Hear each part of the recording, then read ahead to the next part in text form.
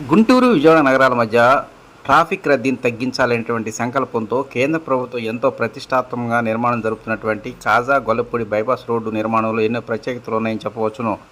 వాస్తవానికి రోడ్డు నిర్మాణం అన్నప్పుడు కొన్ని చోట్ల మలుపులు అనేటువంటివి ఉంటూ ఉంటాయి. కానీ ఈ బైపాస్ రోడ్డు నిర్మాణం విషయంలో మాత్రం అనేక జాగ్రత్తలు తీసుకున్నారని చెప్పాలి. చిన్నకాకాని మురుగన్ వాటి దగ్గర నుంచి గొల్లపూడి వరకు ఎలాంటి మలుపులు లేకుండా ఈ రోడ్డు నిర్మాణం చేస్తూ ఉన్నారు. కృష్ణానదిపై నిర్మిస్తున్నటువంటి 3.5 కిలోమీటర్ల మేర బ్రిడ్జికి దక్షిణ వైపు అంటే గుంటూరు జిల్లా చివరి పాయింట్ అయినటువంటి వెంకటపాలెం వద్ద టోల్గేట్ నిర్మాణం జరుగుతున్నది. మరోవైపు ఈ యొక్క రోడ్డు నిర్మాణం అనేది శరవేగంగా జరుగుతుందని చెప్పవచ్చు.